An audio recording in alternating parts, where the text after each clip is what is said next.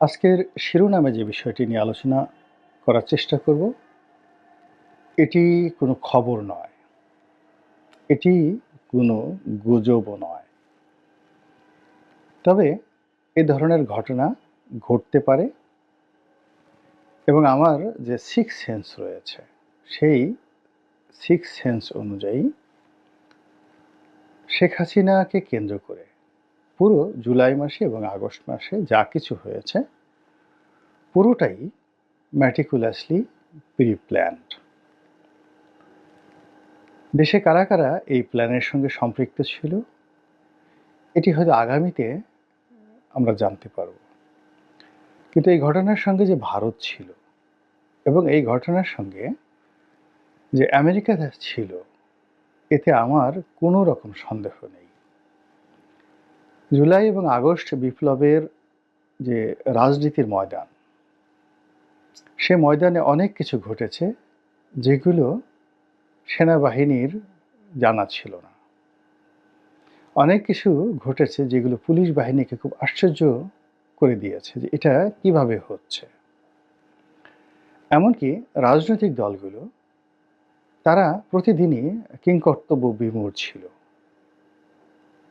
হঠাৎ করে এরকম সিদ্ধান্ত হচ্ছে কোত্থেকে, কিভাবে করছে, কারা করছে।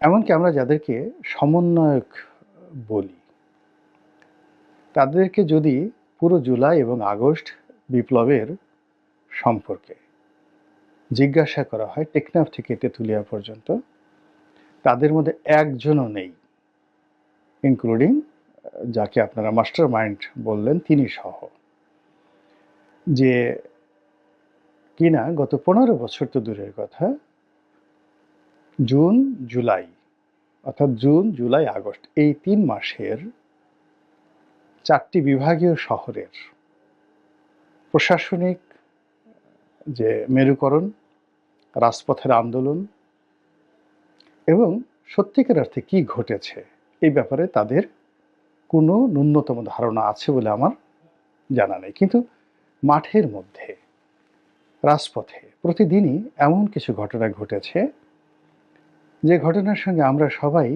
তাল মেলাতে বাধ্য হয়েছি। হ্যামিলনের বাঁশিওয়ালার বাঁশির সুরে যেভাবে হ্যামিলন শহরের শিশুরা দল বেঁধে বেঁধে দৌড়ে গিয়েছিল, ঠিক আমরাও জুলাই এবং আগস্ট মাসে এরকম একটা বাঁশির সুরে সবাই ঐক্যবদ্ধভাবে লাফ দিয়েছি, ঝাঁপ দিয়েছি, জীবন দিয়েছি, আত্মাহুতি দিয়েছি, আরও অনেক কিছু করেছি। আজ যদি জিজ্ঞাসা করা হয় কেন করেছেন, হয়তো অনেকেই এই কথাগুলো বলতে পারবেন না। এত বড় লম্বা যে বিবৃতি দিলাম সেটি হলো খুবই একটা ভয়াবহ কথা বলতে চাচ্ছি। সেটি হলো শেখ হাসিনাকে বাংলাদেশ থেকে পাঠিয়ে দেওয়া হয়েছে, তিনি পালিয়ে গেছেন, নাকি ভারত তাকে রেস্কিউ করেছে অর্থাৎ উদ্ধার করে এখান থেকে নিয়ে গেছে। যদি আমার আন্দাজ যে বিষয়টি আমি বলছি সে আন্দাজটা সঠিক হয়, তাহলে আমি বলবো যে শেখ হাসিনাকে মূলত তারা এখান থেকে গ্রেপ্তার করে নিয়ে গেছে, নট রেস্কিউ। গ্রেপ্তার করে নিয়ে গেছে এবং গত 1 বছর ধরে অর্থাৎ 2023 সনের বা ইভেন আরও আগের থেকে ভারত যে শেখ হাসিনাকে পছন্দ করছে না, নরেন্দ্র মোদীর সঙ্গে তার যে সম্পর্কে টানাপোড়েন চলছে এবং ভারত যে বিকল্প খুঁজছে, কিন্তু বিকল্প না পেয়ে বারবার শেখ হাসিনার সঙ্গে সম্পর্ক করছে, আবার শেখ হাসিনা ভারতকে পছন্দ করছে না এবং ভারতকে বাদ দিয়ে তিনি আমেরিকার সঙ্গে, চীনের সঙ্গে বন্ধুত্ব করার চেষ্টা করছেন, ফ্রান্সের সঙ্গে বন্ধুত্ব করার চেষ্টা করছেন, কিন্তু তিনি পেরে উঠছেন না। এই কথাগুলো আমি সেই গত 2-3 বছর ধরে ক্রমাগত লিখেছি এবং বলেছি। এবং তারই ধারাবাহিকতায় যেটি হলো, এই যে বাংলাদেশে যে এত বড় একটা পট পরিবর্তন হলো, আমরা এখন অনেকেই ভারত বিরোধিতা করছি, কিন্তু দেখুন ক্ষমতার যারা কেন্দ্রে বসে আছেন তারা হয়তো আপনাকে আমাকে খুশি করার জন্য মাঝে মধ্যে ভারত বিরোধিতার ভান করছেন। কিন্তু একটু খোঁজ নিয়ে দেখেন যে দিল্লির হুকুমের বাইরে, দিল্লির স্বার্থের বাইরে এখন পর্যন্ত প্রশাসন, রাষ্ট্রযন্ত্রের কোন জায়গা থেকে একটা শব্দ করা হয়েছে এবং ১ ইঞ্চি এগোনো গিয়েছে? আমি তো দেখিনি।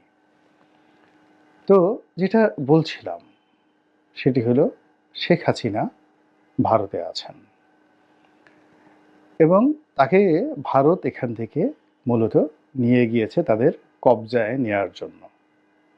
অনেক সময় নিজের সন্তান, তৈরি করা সন্তান ফ্রাঙ্কেনস্টাইন হয়ে যায়। নিজের সন্তানকে অনেকে মেরে ফেলে, অনেকে কারারুদ্ধ করে, অনেকে দেশান্তরী করে। তো শেখ হাসিনা ভারতেরই সৃষ্টি। কিন্তু সৃষ্টি হওয়ার পরও তিনি ভারতের অধীন থাকতে চাননি।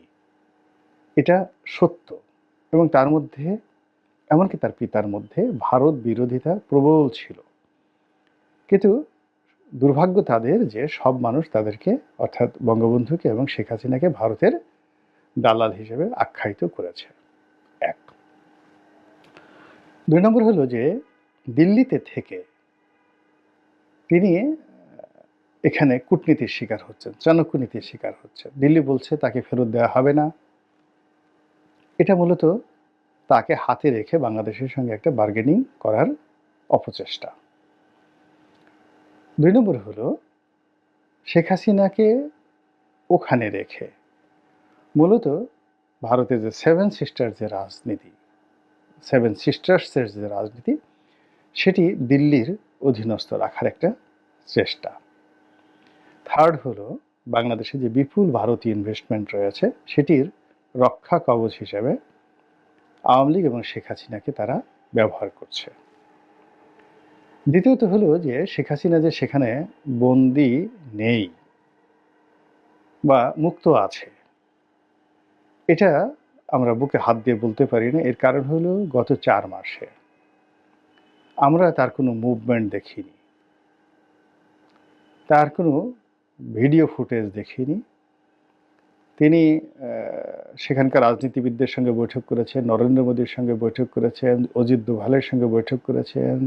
তিনি কূটনৈতিক যাকে বলা হয় ছাড়পত্র পেয়েছেন বিশ্বের যে কোনো দেশে ভ্রমণ করার জন্য। এটা ভারতীয় মিডিয়ার খবর।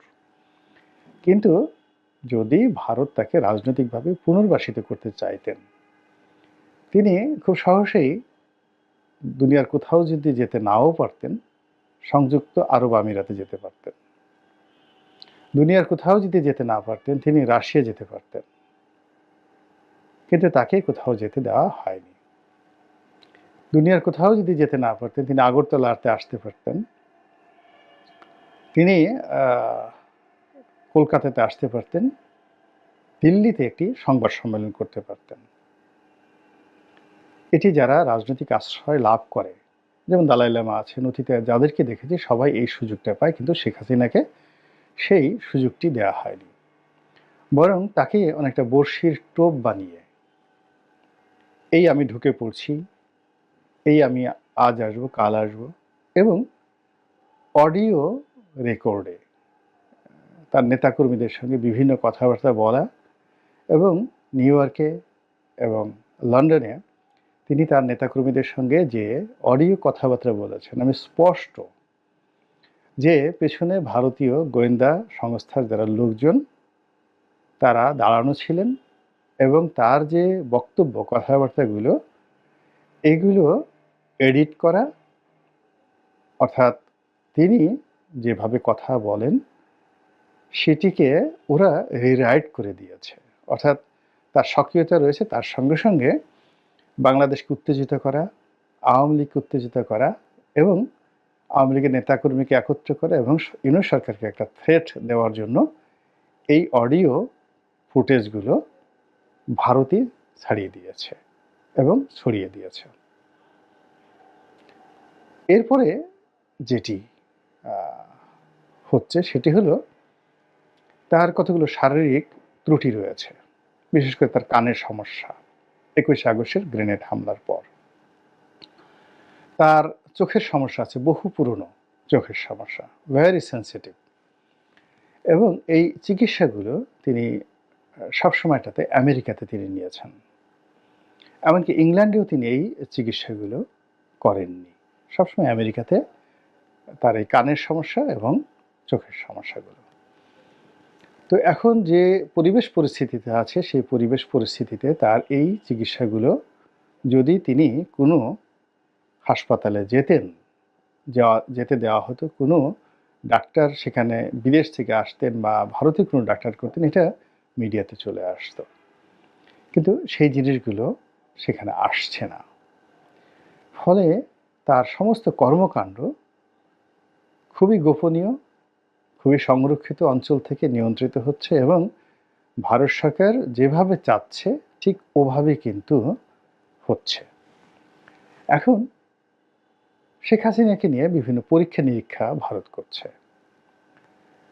সেই পরীক্ষা-নিরীক্ষা হলো শেখ হাসিনাকে একটা ঐক্যের প্রতীক বানিয়ে আওয়ামী লীগের যে নেতৃত্বটি অন্য কারো হাতে তুলে দেওয়া, শেখ হাসিনার অ্যাপ্রুভাল নিয়ে। শেখ হাসিনা মরে গেলে আওয়ামী লীগ ছিন্ন-বিচ্ছিন্ন হয়ে যাবে।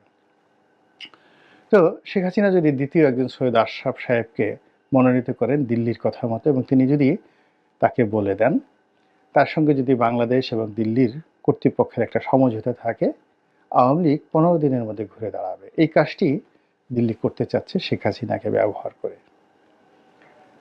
দ্বিতীয়ত,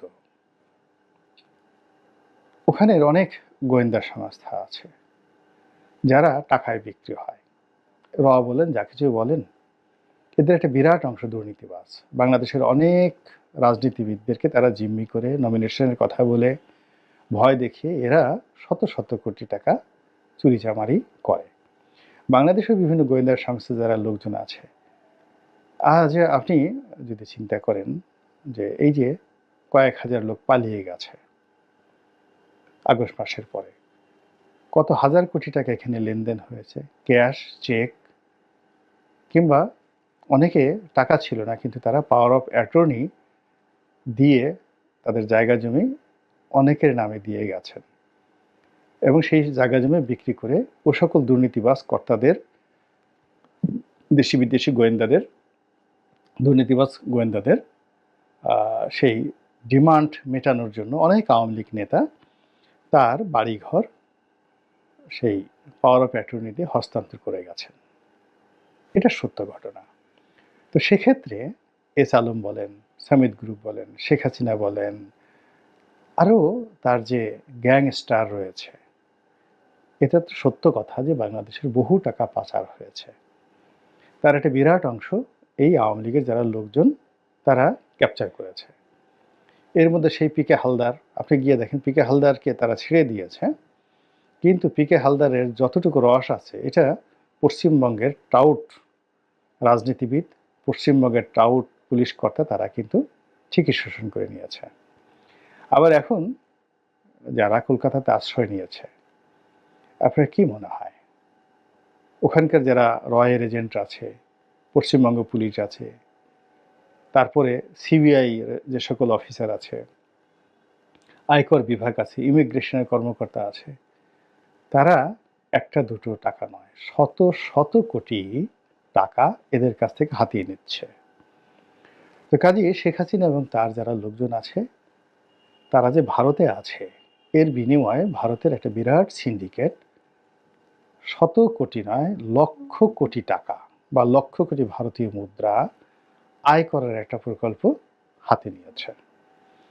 এবং এই প্রকল্প যতদিন চলবে, অর্থাৎ যতদিন এখান থেকে রস বের হবে, যতদিন এখান থেকে মধুমেওয়া বের হবে এবং যতদিন টাকা পাবে ততদিন এদেরকে বাঁচিয়ে রাখা হবে। এরপর এদেরকে স্লো পয়জনিংয়ে যদি মেরে ফেলা হয়, তাদেরকে যদি বাংলাদেশে ফেরত পাঠানো হয়, তাদেরকে যদি দিল্লি গ্রেপ্তার করে পিকে হালদার মতো তাদেরকে যদি আবার জেলখানাতে ঢুকানো হয়, অনেকে আশ্চর্য হতে পারেন, কিন্তু আমি আশ্চর্য হব না। আর আজকে আপনারা যারা শুনলেন তারা যখন এই দৃশ্য দেখবেন তারাও হয়তো আশ্চর্য হবেন না।